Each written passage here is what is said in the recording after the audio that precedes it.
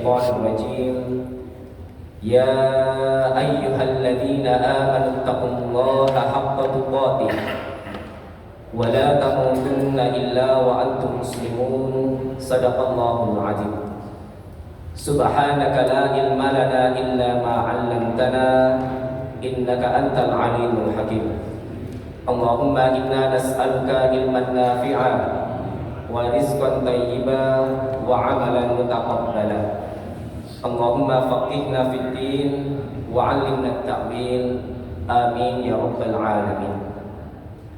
Bapak Ibu yang semoga merahmati dan Allah muliakan, melanjutkan kajian tafsir surat Yusuf. Pada kajian pekan lalu kita sudah membahas ayat 93 sampai 98. Dan dalam ayat yang kita kaji itu bisa kita simpulkan bahwa ketika saudara-saudara Nabi Yusuf alaihissalam sudah tiba di Palestina, kemudian mereka berjumpa dengan ayah mereka yaitu Yakub. Lalu salah seorang di antara mereka yaitu Yahuda bin Yakub mengusapkan baju gamisnya Nabi Yusuf ke muka ayahnya.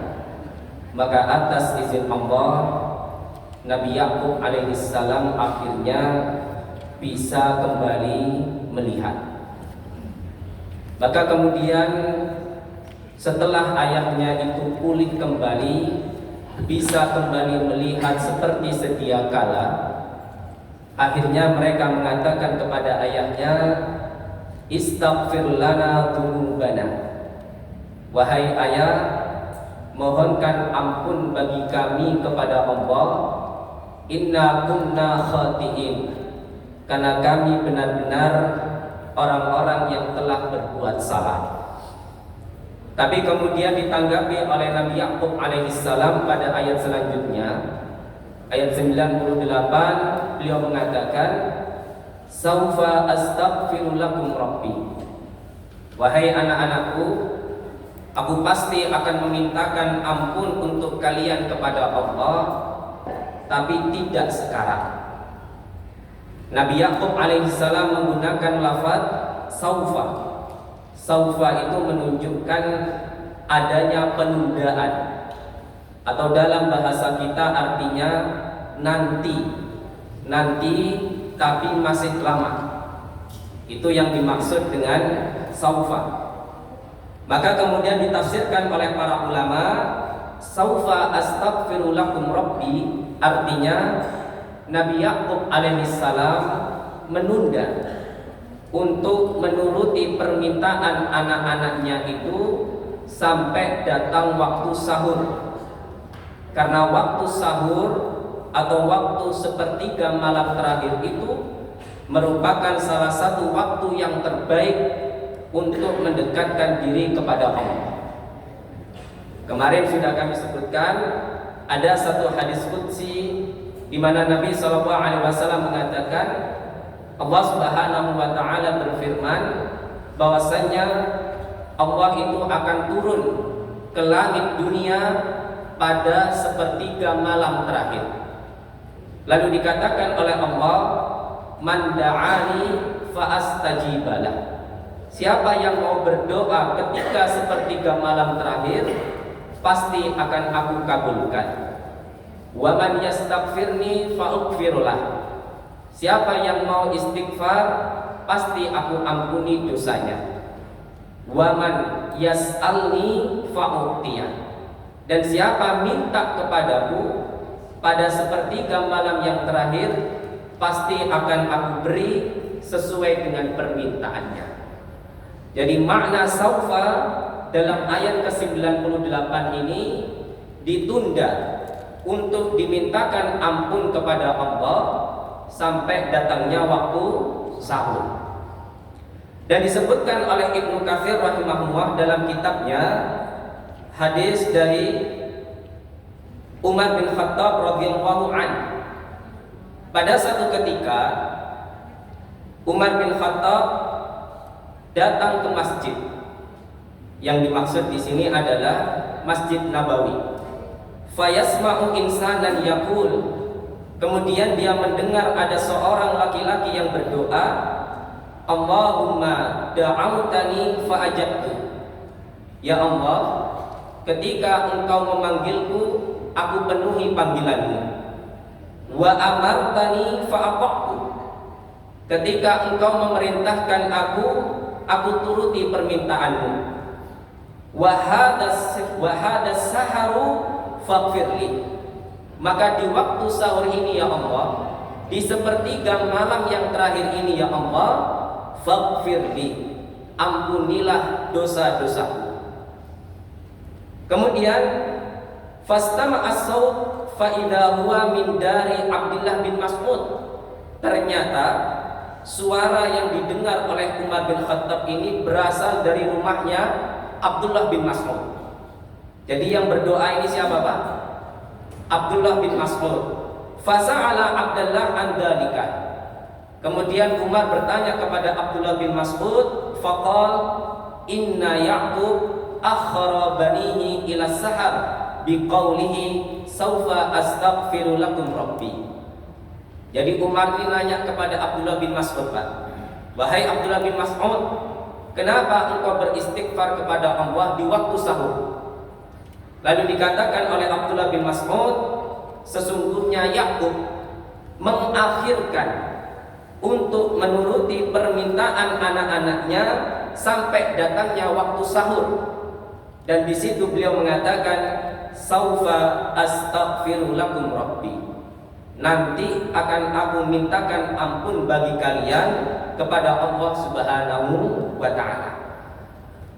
Berikutnya dalam riwayat yang lain disebutkan oleh Ibnu Jarir At-Tabari, hadis dari Walid, kemudian diriwayatkan dari Ibnu Jurayj, dari Atha, dari Ikrimah, dari Abdullah bin Abbas, dari Rasulullah SAW, makna perkataan saufa astaghfiru lakum rabbi yaqulu hatta ta'tiya lailatul jumu'ah wa huwa qawlu akhi Yaqub li banihi.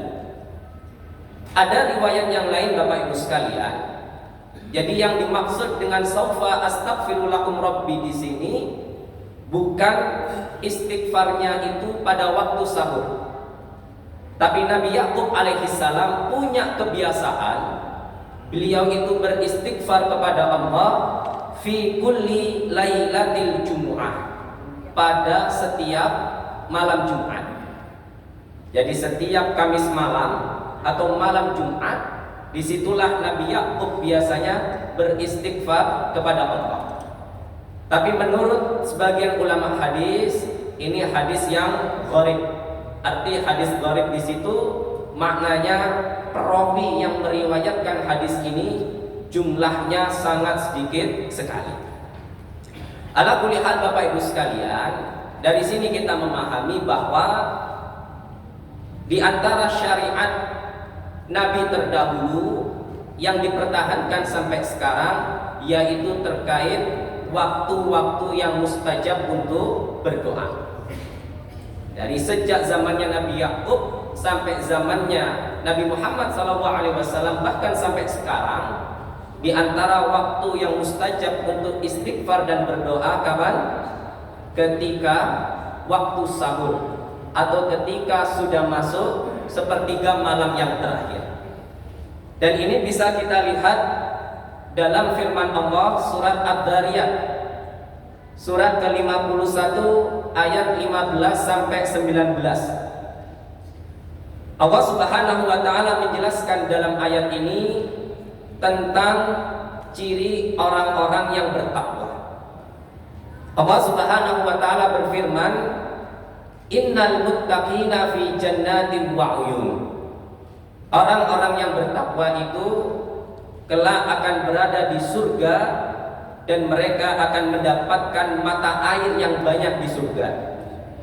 Akhidina ma atahum rabbuhum. Kelak orang yang bertakwa di surga itu mereka bebas mengambil apapun yang Allah berikan kepada mereka. innahum kanu qabla dzalika muhsinin. Nah, disinilah Allah kemudian memulai menyebutkan siapa orang bertakwa yang dimaksud dalam ayat ini. Yang pertama, kanu qabla dzalika muhsinin.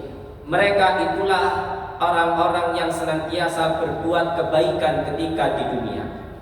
Mereka itulah orang yang senantiasa ihsan, yang senantiasa selalu merasa diawasi dan dibersamai oleh Allah. Kemudian ciri yang kedua, kanu qalilan minal laili ma yahjaun. Mereka orang yang sangat sedikit sekali tidurnya di malam hari. Jadi waktu malam itu kalau kebiasaan orang soleh, memang bukan dihabiskan untuk apa-apa? Tidur. Makanya ini yang perlu diluruskan. Ada satu konsep namanya sahirul layal.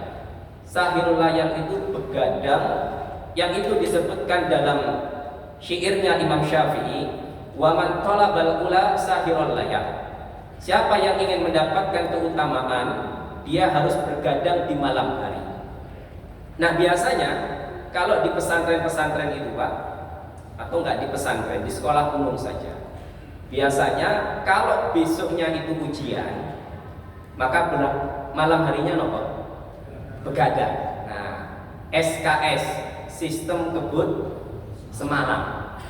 Nah, berdasarkan syairnya tadi, waman tolabal ula sahirul layal.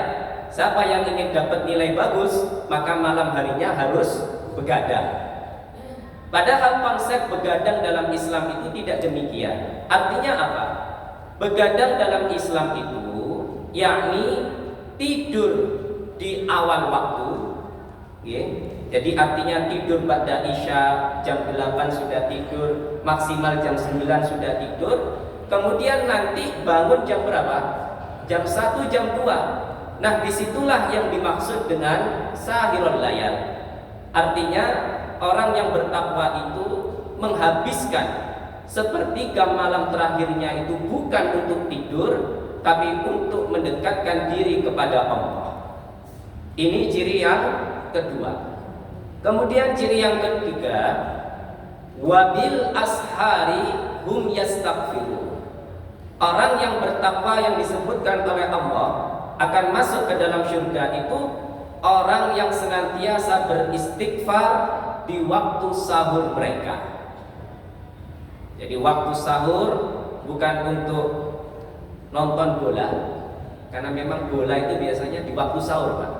Nah, itu pintarnya orang kafir di situ, Pak. Di Gakengkian itu mainnya jam berapa, Mas? Nah, jam 2, ya. Jam 2 itu waktu sahur, tapi diletakkan jam 2 itu untuk Liga Kempian. Jadi seharusnya wabil ashar, waktu-waktu sahur itu kita banyak gunakan untuk beristighfar kepada Allah. Kemudian dalam ayat yang lain juga dikuatkan, misal dalam surat Ali Imran ayat 15 sampai 17. Dalam ayat ini Allah Subhanahu wa taala mendahulukan penjelasannya terkait kecenderungan manusia terhadap nikmat-nikmat dunia. Dengan sudah hafal ayatnya, zuyyina lin-nasi hubbush syahawati minan nisa. Nafsu manusia itu condong kepada wanita, kemudian kepada anak, kepada perhiasan emas dan perak, kemudian kepada hewan tunggangan. Kalau sekarang itu apa? Kendaraan, sampai kepada sawah atau kebun-kebun. Ini adalah 5 hal yang paling dicintai oleh manusia di dunia. Maka pada ayat berikutnya kemudian Allah memberikan penawaran, qul a'unabbi'ukum bi khairin min dzalikum. Wahai manusia, ada yang lebih baik daripada itu semua. Maukah aku tunjukkan kepada kalian yang lebih baik daripada 5 hal itu? Yang mana 5 hal itu Allah berikan kepada lilladzina taqaw inda rabbihim jannatin tajri min tahtihal anharu khalidina fiha. Yang itu Allah berikan kepada hamba-hambanya yang bertakwa berupa surga-surga yang sungainya itu mengalir di bawahnya, kemudian juga diberikan istri-istri yang suci, wa azwajum mutahharah wa ridwanun minallah, dan juga Allah berikan ridho kepada mereka. Nah, nikmat-nikmat yang Allah sebutkan ini ada 3 nikmat tadi: surga, kemudian pasangan yang masih suci, dan juga ridho Allah. Allah berikan kepada siapa? Pada ayat yang ke-17 Allah menyebutkan as-sabirin. Allah berikan kepada orang yang sabar. Was-shadiqin, orang-orang yang jujur. Wal qanitin, orang-orang yang taat. Wal munfikin, orang-orang yang senantiasa berinfak, menyedekahkan hartanya di jalan Allah. Wal mustaghfirina bil ashar, dan orang yang punya kebiasaan beristighfar pada waktu sahur. Maka mari Bapak Ibu sekalian, kalau kita ini sudah punya kebiasaan bangun malam, bolehlah kita itu minta dunia kepada Allah ketika selesai sholat tahajud. Tapi jangan sampai dilupakan esensi dari bangun malam itu, yaitu kita diperintahkan oleh Allah untuk memperbanyak istighfar. Dulu pernah kami sampaikan perkataan para ulama, al-istighfaru miftahu jami'il aqfal. Istighfar itu kunci pembuka dari semua yang tertutup. Kesehatan tertutup, banyak istighfar. Jodohnya tertutup, banyak istighfar. Pendidikannya tertutup, boten lulus-lulus, maksudnya nggih, kuncinya istighfar. Maka boleh minta dunia, tapi prioritaskan untuk banyak beristighfar kepada Allah. Berikutnya, Bapak Ibu yang dirahmati Allah, ada satu pendapat yang menyebutkan dalam kitab tafsir Ibnu Katsir ini bahwasanya Nabi Yakub alaihissalam itu beristighfar untuk anak-anaknya bukan hanya sekali, Pak. Jadi bukan ketika anaknya minta supaya bapaknya itu beristighfar untuk mereka kemudian dituruti sekali saja, tidak. Nah, di sini Ibnu Katsir menyebutkan bahwasanya Yakub beristighfar untuk anak-anaknya itu sampai 20 tahun. Jadi sampai 20 tahun dia berdoa kepada Allah, minta kepada Allah supaya dosa anak-anaknya itu diampuni oleh Allah. Maka kemudian ketika Allah menurunkan wahyu, qad ghafartu laka wa lahum ajma'in, wahai Yakub, dosamu dan dosa anak-anakmu sudah aku ampuni seluruhnya.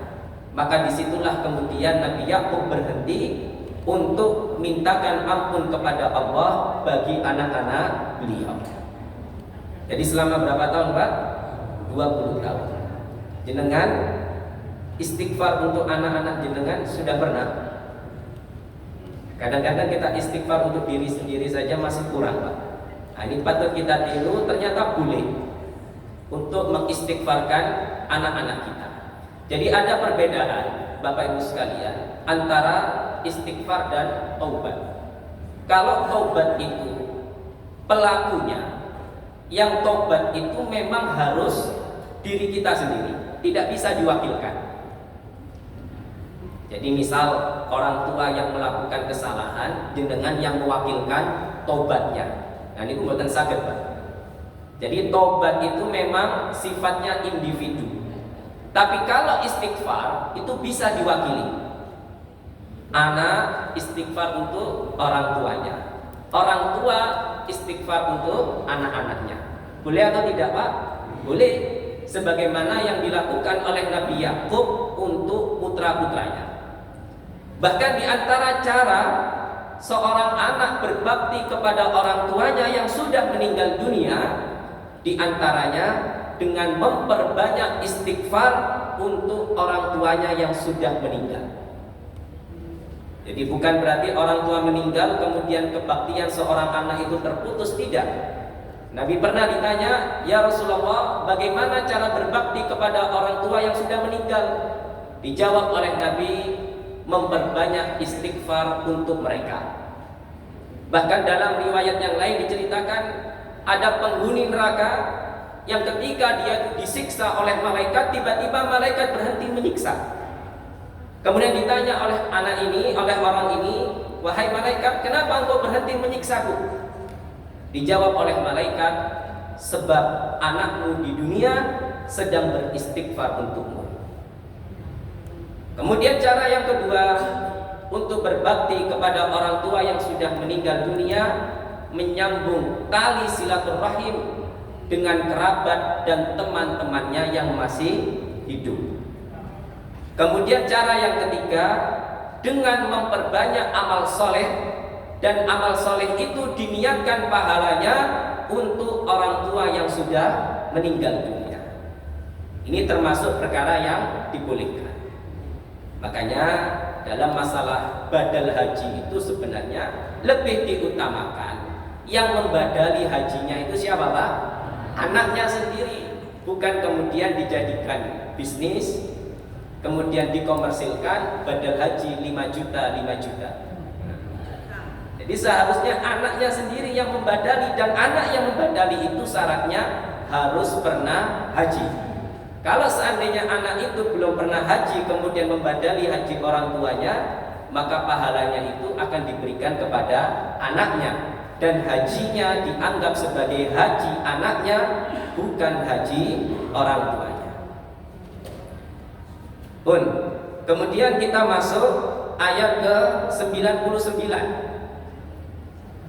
Falamma dakhalu ala Yusuf, ketika mereka Bani Yakub masuk ke tempatnya Yusuf, awa ilaihi abawai, kemudian Yusuf merangkul kedua orang tuanya dan mempersilahkan tempat duduk bagi mereka.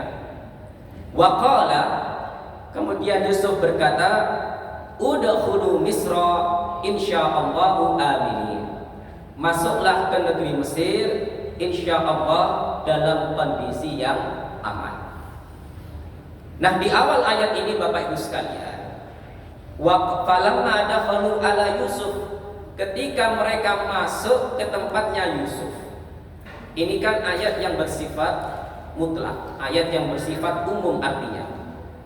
Di sini Allah tidak merincikan ketika mereka masuk ke tempatnya Yusuf. Tempatnya Yusuf ini yang mana maksudnya? Apakah masuk ke istana? Apakah masuk ke ruangannya Yusuf atau masuk ke negeri Mesir? Maka karena keumuman ayat inilah, para ulama terbagi menjadi 3 pendapat.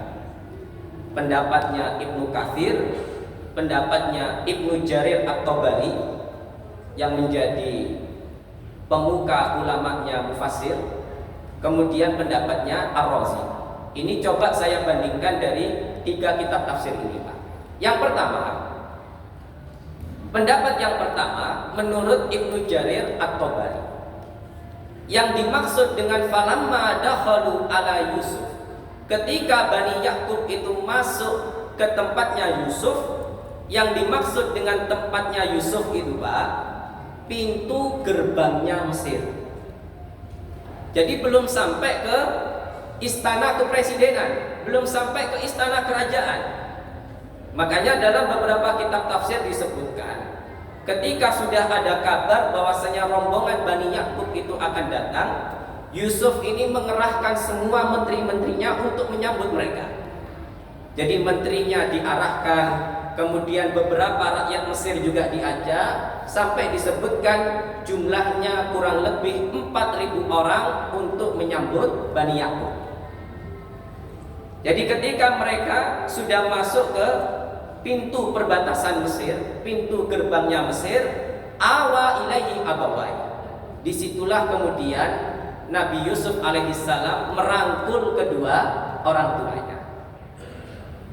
Kenapa menurut Ibnu Jarir itu bukan ketika di istana, tapi ketika di pintu gerbang Mesir? Karena dalam ayat ini ada kalimat udkhulu Misra insyaallahu aminin, masuklah ke negeri Mesir, insya Allah kalian dalam kondisi aman. Nah biasanya Pak, kalau ada kunjungan kepala negara ke negara lain, naik pesawat, kemudian turun di bandara, lalu disambut oleh presiden atau kadang-kadang jajarannya. Apa yang diucapkan ketika itu Pak? Selamat datang. Ucapan selamat datang itu kan jarang terjadi diucapkan ketika di istana. Biasanya diucapkan welcome, selamat datang di Indonesia, silakan masuk ke Indonesia, itu ketika tamunya baru masuk di negara tersebut, bukan ketika sudah berada di istana kepresidenan. Maka berdasarkan hal inilah kemudian Ibnu Jarir menyimpulkan, At-Tabari menyimpulkan, ucapan ini disampaikan oleh Yusuf ketika Bani Yakub berada atau sudah masuk di pintu perbatasan Mesir. Kemudian pemahaman yang kedua dari Ibnu Katsir, kalau menurut Ibnu Katsir, ucapan waqala dakhulu Misra atau awa ilaihi abawai itu diucapkan oleh Yusuf ketika Bani Yakub sudah berada di Mesir, sudah berada di istana kepresidenan. Jadi bukan di gerbang Pak. Kenapa? Karena dalam ayat ini ada lafaz awa ilaihi abawai. Awa itu Pak, kalau kita teliti maknanya, itu tidak hanya sekedar merangkul. Jadi awa ilaihi abawai, Nabi Yusuf itu setelah merangkul kedua orang tuanya, beliau mempersilahkan mereka untuk duduk. Jadi misal ya, mantun salaman, kemudian dirangkul, nah, monggo. Ini namanya apa? Awa. Jadi mantun salaman, dirangkul, kemudian memegang salah satu pundaknya dan mempersilahkan untuk duduk. Ini namanya awa. Nah kira-kira Bapak Ibu sekalian, awa ini mungkin tidak terjadi ketika masih di pintu gerbangnya Mesir? Nah tidak mungkin. Masa disuruh duduk di atas padang pasir? Kan tidak mungkin. Nah ini tafsiran dari Ibnu Katsir. Jadi beliau lebih fokus pada kalimat awa, karena di situ Nabi Yusuf mempersilahkan keluarganya untuk duduk, orang tuanya untuk duduk, maka ucapan itu disampaikan ketika sudah berada di istana kerajaan. Jadi kalau At-Tabari fokus pada kalimat udkhulu Misra, tapi kalau Ibnu Katsir fokus pada kalimat awa ilaihi abawai. Nah pendapat yang ketiga ini Pak, yang menurut saya mutawasit ya, mencoba menengahi dua pendapat ini, pendapat dari Al-Imam Fakhruddin Ar-Razi dalam kitab tafsir beliau. Menurut beliau, ucapan ini disampaikan oleh Nabi Yusuf ketika berada di pintu gerbangnya Mesir. Nah terus di mana tempat duduknya? Menurut Fakhruddin Ar-Razi, di pintu gerbang Mesir itu Nabi Yusuf sudah menyiapkan tenda. Yang tenda itu khusus untuk menyebut atau menyambut tamu dari Bani Yakub. Jadi ini masih masuk akal lagi. Jadi perbatasan pun wonten tempat sementara, tenda sementara untuk menampung tamu ini. Maka ketika mereka ini masuk ke tenda itu, disitulah kemudian Nabi Yusuf awa ilaihi abawai, merangkul, mempersilahkan orang tuanya masuk ke tenda untuk duduk di singgasananya. Ala kulli hal Bapak Ibu yang dirahmati Allah, ini tafsiran para ulama. Wallahu a'lam bishawab. Saya tidak tahu mana yang lebih sahih karena saya tidak hidup pada zaman itu. Ya. Jadi yang jelas kita perlu mengetahui tafsiran dari beberapa para ulama. Ternyata dari satu kalimat saja atau dari satu ayat saja para ulama itu sudah berbeda penafsirannya. Nah kemudian Bapak Ibu yang dirahmati Allah, terkait dengan kalimat awa itu tadi apa? Merangkul dan memberikan tempat duduk. Nah ini saya sambungkan dengan salah satu hadis Nabi SAW yang di dalamnya juga ada lafaz awa. Nabi Shallallahu Alaihi Wasallam dalam sebuah riwayat dari Ali bin Abi Thalib dalam hadis yang dikeluarkan oleh Imam Bukhari dan Muslim, beliau mengatakan, la'anallahu man la'ana walidahu. Ada 4 orang yang akan dilaknat oleh Allah. Yang pertama, man la'ana walidahu. Allah akan melaknat seorang anak yang melaknat orang tuanya. Dalam hadis yang lain, Nabi pernah ditanya, ya Rasulullah, masa ada anak itu yang tega menghina orang tuanya sendiri? Lalu dijawab oleh Nabi, yang dimaksud dalam hadis ini adalah seorang anak yang menghina orang tua temannya, kemudian temannya itu marah sehingga temannya itu balik menghina orang tuanya. Jadi lok-lokan apa? Wong tua. Ini saya kira sampai sekarang masih banyak terjadi. Sejak zaman saya SD dulu, Pak, itu namanya lok-lokan orang tua itu masih ada, sudah ada. Bahkan sampai sekarang kebanyakan pembulian itu salah satu bentuk verbalnya itu apa? Menghina nama orang tuanya. Kalau nggak dihina nama orang tuanya, dihina pekerjaan orang tuanya. Nah, ini perlu kita ingatkan anak-anak kita, Pak.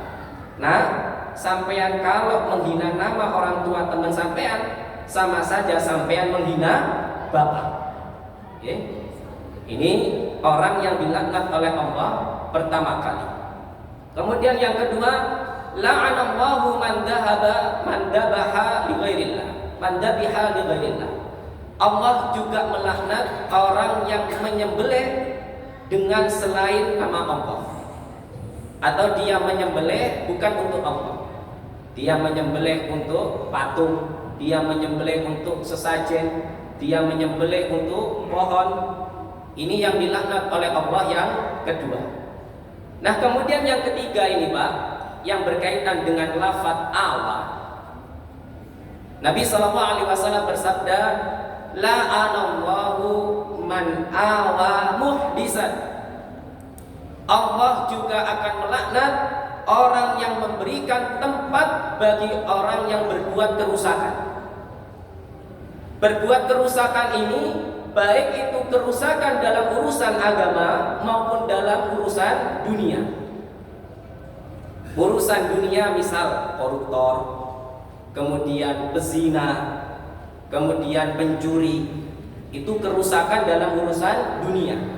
Kalau kerusakan dalam urusan agama, Pak, contohnya pelaku kesyirikan, dukun, kemudian paranormal, bahkan mohon maaf, termasuk muhdis di sini orang yang berbuat kerusakan dalam urusan agama, yaitu orang yang berbuat bid'ah.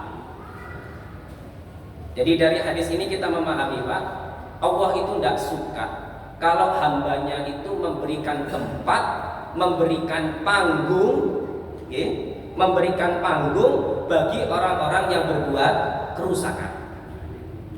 Mantan pezina diundang, mantan koruptor diberi panggung, diberi tempat, diizinkan untuk menjadi kepala daerah. Nah, itu tidak boleh.